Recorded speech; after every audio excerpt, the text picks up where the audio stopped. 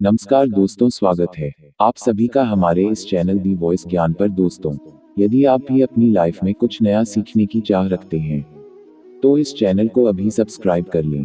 भाग्य। दोस्तों, इस दुनिया में दो किस्म के लोग मौजूद हैं। पहले वो जो कि आस्तिक होते हैं, अर्थात ईश्वर की सत्ता पर विश्वास करते हैं। ऐसे लोग भाग्य पर भी विश्वास करते हैं। लेकिन कुछ लोग ऐसे होते हैं जो कि नास्तिक होते हैं, अर्थात वो ईश्वर पर विश्वास नहीं करते हैं। ऐसे लोग भाग्य पर भी विश्वास नहीं करते हैं।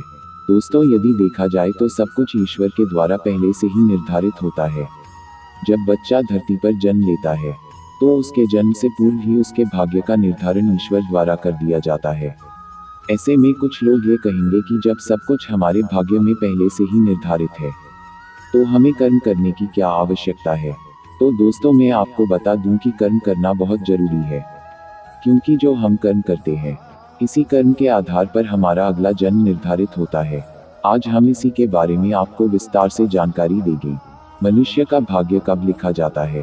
दोस्तों, आपने श्री कृष्णा धारावाहिक जरूर देखा होगा। कंस की मृत्यु की आकाशवाणी पहले ही हो चुकी थी, जिसमें कहा गया था कि देवकी के गर्भ से स्वयं भगवान जन्म लेंगे, जो कि देवकी का 8वां संतान होगा और उसी के हाथों कंस का वध होगा। भविष्यवाणी के अनुसार देवकी के गर्भ से श्री कृष्ण ने अवतार लिया था और इन्होंने नियति द्वारा निर्धारित समय पर कंस का वध भी किया और अपने माता पिता को कारागार से मुक्त भी करवाया। तो दोस्तों, यह सब कुछ पहले से ही निर्धारित था। दोस्तों, जो भी मनुष्य इस धरती पर जन्म लेता है उसका भाग्य सब कुछ विधाता द्वारा पहले से निर्धारित कर दिया जाता है। जैसे कि शिशु का जन्म कब, कहाँ तथा कैसे होगा, उसके जीवन में क्या क्या घटनाएं घटित होगी, उसका विवाह कब, कहाँ तथा कैसे होगा और किससे होगा, बच्चा अपने जीवन में कितना कमाएगा और कितनी प्रॉपर्टी बनाएगा, बच्चे की मृत्यु कब, कहाँ तथा कैसे होगी, ये सब कुछ पहले से ही निर्धारित होता है। दोस्तों, एक बार जो विधाता ने लिख दिया वो चाहकर भी नहीं बदला जा सकता है। वो घटित होना ही होना है तथा इसे कोई नहीं रोक सकता है। दोस्तों, रामायण आपने देखा होगा। यह पहले से ही निश्चित था कि भगवान राम को 14 वर्ष का वनवास मिलेगा। इसका मुख्य कारण भगवान श्री राम के द्वारा रावण का वध होना निश्चित था। दोस्तों, एक बात का ध्यान रखिएगा कि आप अच्छे या बुरे जैसे भी कर्म करते हैं, इसी के आधार पर आपका अगला जन्म और भाग्य निर्धारित होता है। हमारे हिंदू धर्म शास्त्रों में कर्म को प्रधान कहा गया है, क्योंकि बिना कर्म के भाग्य कहाँ बनता है। मनुष्य जीवन का असली उद्देश्य उस परमपिता परमेश्वर को प्राप्त करना है।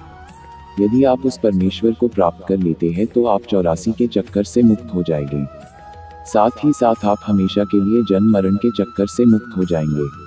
आपको दोबारा इस मृत्युलोक में जन्म नहीं लेना पड़ेगा, क्योंकि आपकी आत्मा उस परमपिता परमेश्वर में विलीन हो जाएगी, जिससे आपको मुक्ति मिल जाएगी। इसीलिए हमें हमेशा अच्छे कर्म करने चाहिए। हमेशा हमें दूसरों का भला करना चाहिए। यदि आपके नज़र में कोई गरीब दीनहीन है तो उसकी हमें मदद करनी चाहिए।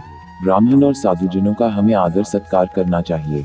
हमेशा हमें ईश्वर की पूजा करनी चाहिए। उसका प्रतिदिन हमें सुमिरन करना चाहिए, जिससे ये हमारा मानव जीवन सफल हो सके।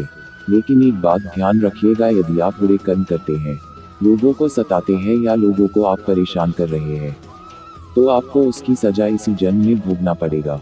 मैं आशा करता हूँ कि हमारे द्वारा दी गई जानकारी आप सभी को बहुत ज़्यादा पसंद आई होगी। हमारे इस वीडियो को अपने फेसबुक, व्हाट्सएप, इंस्टाग्राम पर जरूर शेयर करें। आप हमारे चैनल को जरूर सब्सक्राइब करें, जिससे हमारे लेटेस्ट वीडियो की नोटिफिकेशन आपको तत्काल मिल सके। धन्यवाद।